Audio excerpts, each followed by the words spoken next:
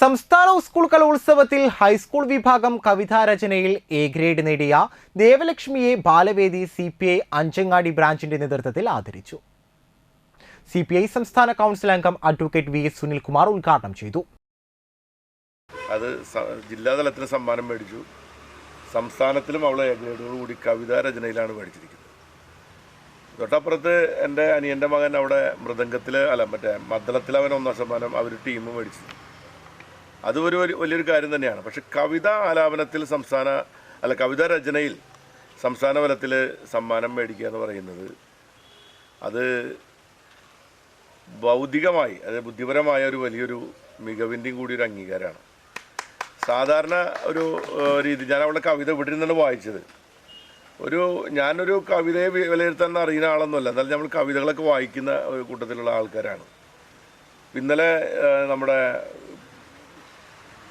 നമ്മുടെ കലാമണ്ഡലം ഗോപിയാശാൻ്റെ കവിതാ സമാഹാരം ഞാനാണ് സ്വീകരിച്ചത്. അപ്പോൾ ഗോപിയാശാൻ്റെ കവിതകൾ ഞാൻ കുറേ വായിച്ചുകൊണ്ടിരുന്നു. എനിക്ക് തോന്നിയൊരു കാര്യം, നമ്മുടെ ഈ മോള് ഭാവിയിൽ കേരളത്തിൽ അറിയപ്പെടുന്ന ഒരു കവയത്രിയായിട്ട് മാറുമെന്ന കാര്യത്തിൽ സംശയമില്ല. അവർക്ക് വേദികൾ നമ്മൾ ഉണ്ടാക്കി കൊടുക്കണം. AG ധനപാലൻ അധ്യക്ഷനായി. CPI മണ്ഡലം കമ്മിറ്റി സെക്രട്ടറി CR മുരളീധരൻ, താനിം പഞ്ചായത്ത് പ്രസിഡന്റ് ശുഭ സുരേഷ്, നാട്ടിക മണ്ഡലം Balavedi convener Baiju KC, chairman Shibu Kollara, Sangeetha Manoj, Divya Shinoj എന്നിവർ സംസാരിച്ചു. സന്തോഷം, ഇങ്ങനെ ഒരു അവസരം ഇവിടെ തന്നതിന് വളരെ സന്തോഷം. ഇവിടെ വെച്ച് എനിക്കറിയുന്ന ആൾക്കാർ മുമ്പിൽ വെച്ച് കഴിവിനെ അംഗീകരിക്കുക എന്ന് പറയുമ്പോൾ തന്നെ വലിയ കാര്യമാണ്. അതിൽ വളരെ സന്തോഷം. കഴിഞ്ഞ വർഷം കുട്ടികൾ സംസ്ഥാനത്ത് പോകുന്നതും അവരുടെ ഇൻ്റർവ്യൂസ് കാണുമ്പോഴാണ് എനിക്ക് മനസ്സിലാവുന്നത് ഇത്ര അധികം ഓപ്പർച്യൂണിറ്റീസ് ഉള്ളൊരു ഫീൽഡാണ് ഇതെന്ന് മനസ്സിലാവുന്നത്.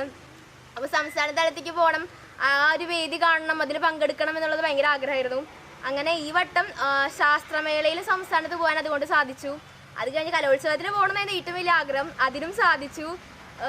ആദ്യം തന്നെ അതിന് എനിക്ക് ഏറ്റവും കൂടുതൽ നന്ദി പറയാനുള്ളത്, ഞാൻ ചെറിയ പ്രായത്തിൽ തന്നെ എനിക്ക് വായിക്കാൻ പുസ്തകങ്ങൾ കിട്ടിയെന്നുള്ളതാണ് അതിൽ ഏറ്റവും വലിയ കാര്യം എന്ന് പറയുന്നത്.